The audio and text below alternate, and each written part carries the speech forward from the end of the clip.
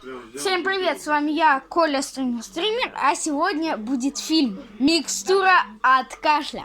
Вон мама подготовила микстуру от кашля, вон Ваня. Ладно, все, я не снимаю.